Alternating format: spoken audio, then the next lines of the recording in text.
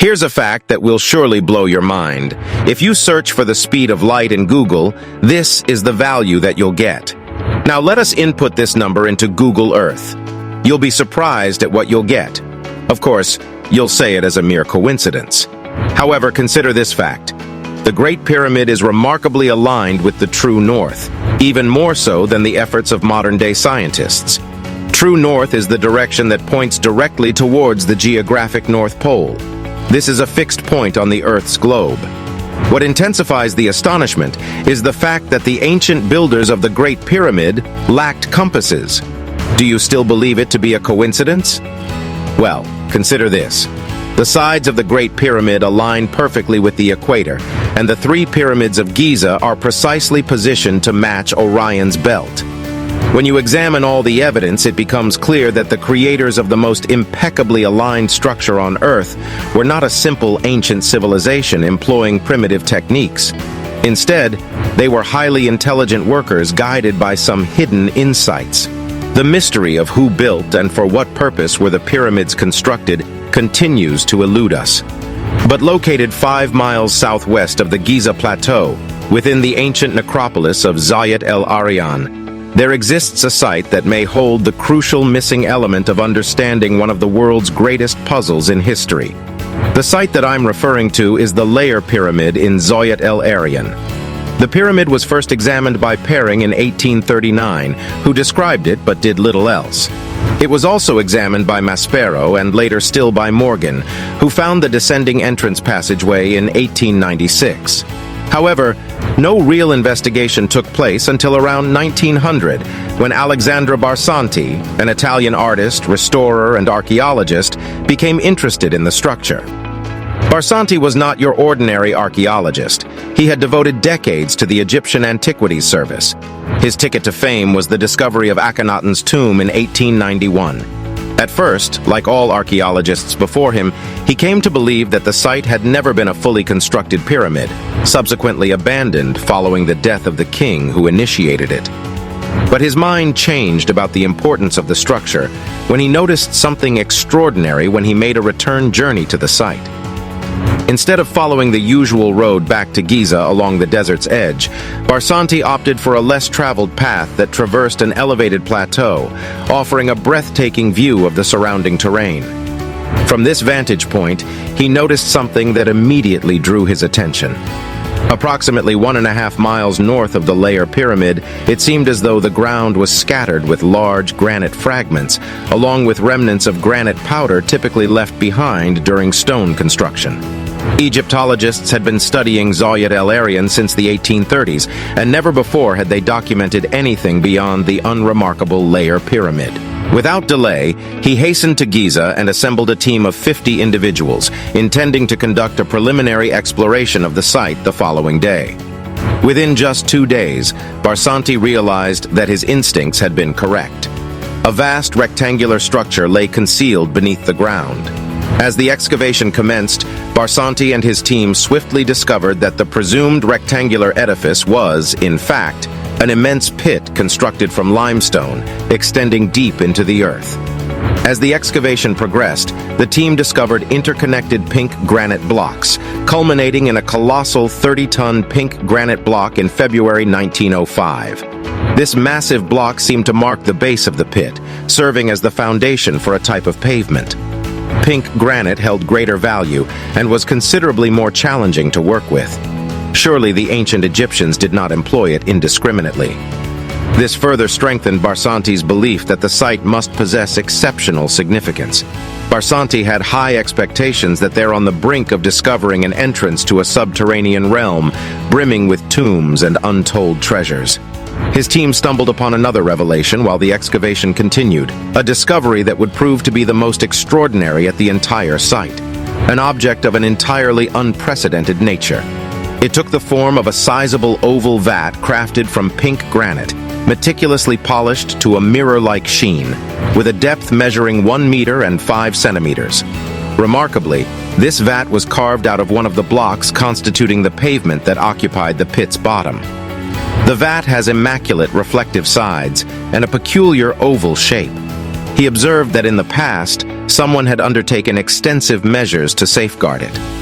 A layer of lime had been carefully spread over the vat's lid, followed by a thick layer of well-distributed clay. This arrangement effectively shielded the vat from coming into direct contact with the stacked limestone blocks positioned above it. Moreover, these limestone blocks were methodically placed alongside one another, encasing the precious form within a protective barrier. Barsanti couldn't help but ponder the reasons behind such precautions. What significance did the vat hold that warranted such intricate safeguarding? Barsanti held firm in his conviction that the vat held the key to unraveling the mysteries. With caution and anticipation, Barsanti and his team embarked on the process of removing the lid. However, their hopes were swiftly turned into disappointment as they lifted it off. There were no valuable artifacts or meticulously preserved treasures to be found. He observed that the walls of the vat were adorned with a narrow black band. He speculated that this faint deposit might have been the residue of a liquid that had been enclosed within the vat as an offering or libation, gradually evaporating over the passing years. This peculiar feature added to the vat's mystery. Barsanti dismissed the notion that the tank served as an unused sarcophagus. At the northern end of the pit, Barsanti and his team unearthed a meticulously crafted staircase ascending steeply out of the pit. These stairs exhibited a level of refinement unsuitable for mere workmen, suggesting a ceremonial purpose or leading to inner chambers.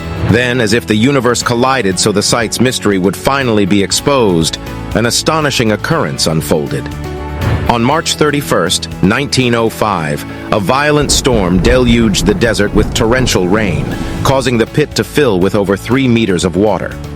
Remarkably, within a few hours after the storm subsided, the water level in the pit abruptly dropped by 1 meter. Barsanti confidently posited that this sudden change indicated water seepage into concealed subterranean chambers beneath the pit. Despite the intensified effort that they've exerted in excavating the site, it proved to be exceedingly challenging.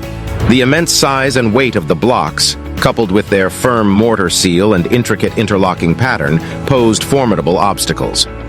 By late 1906, Barsanti faced financial depletion, compelling him to halt the excavation and disband his team. For years to come, he tirelessly sought additional funding, ardently conveying to anyone who would lend an ear that he stood on the brink of a momentous discovery. In 1911, Barsanti finally secured the necessary financial support. Unfortunately, his team's efforts still didn't provide the result that he had expected. Once again, the financial resources dwindled before the mystery could be solved. Barsanti was compelled to search the world for a new benefactor.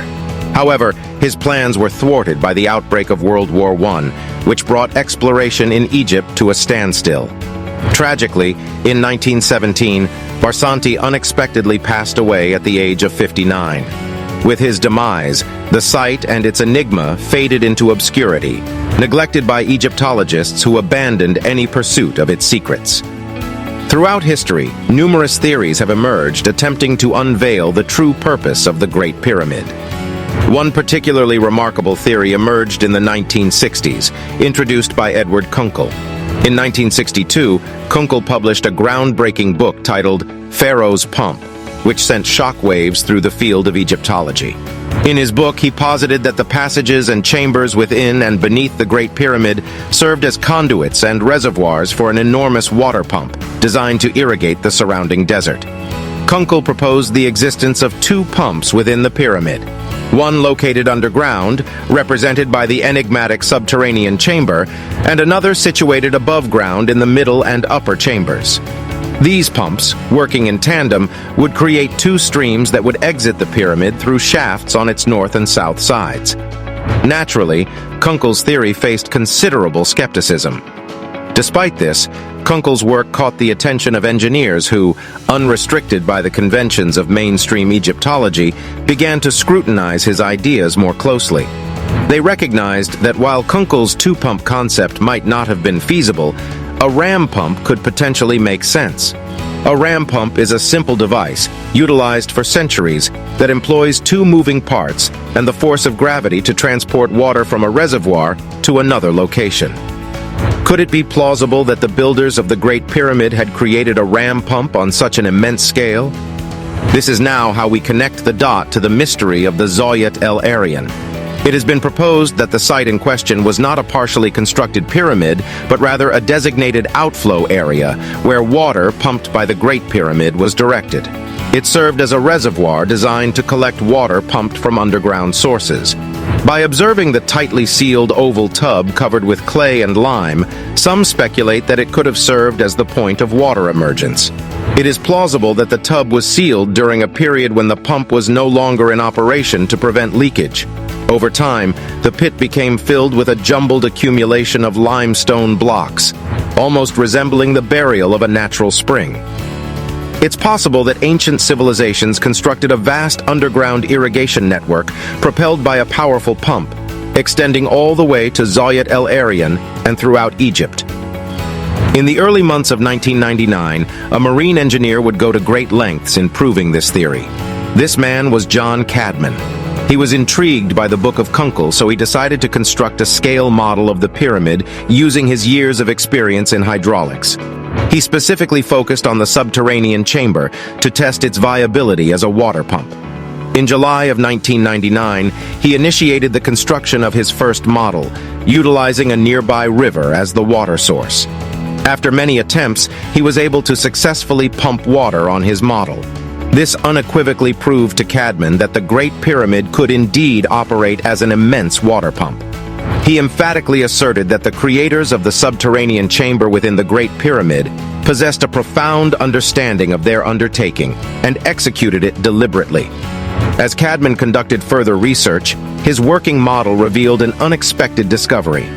Encased in concrete, the pump generated a vertical compression wave, akin to a recurring heartbeat-like thump that could be sensed 20 feet away through the ground and heard over 100 feet away. This discovery marked a paradigm shift. If the subterranean chamber of the Great Pyramid produced pulse waves, these waves would have propagated through the granite upper chambers and passages, resulting in ionization within the atmosphere due to granite's reflective properties. In essence, this process would have generated an electric field. In simpler terms, the pulses created by the subterranean pump would have interacted with the pyramid's granite, producing electricity. Consequently, Cadman not only demonstrated the Great Pyramid's ability to function as a water pump for irrigation purposes in ancient Egypt, but also suggested that it had the capacity to generate electricity. Some researchers came to the conclusion that the pit at Zawyet El Aryan was linked to the Great Pyramid through underground tunnels. However, these tunnels may have served a different purpose than irrigation. Instead, they could have been utilized to transport electrified water to power an ancient civilization. Possibly the sudden termination of research at the site and its subsequent confinement within a heavily guarded military zone could be attributed to the forbidden ancient technology hidden beneath it. It's conceivable that Zawyet El Aryan hides evidence of an electrically advanced ancient Egypt. These hidden secrets have the potential to completely revolutionize our comprehension of human history. What are your thoughts about this? I hope you like our story. Until the next one.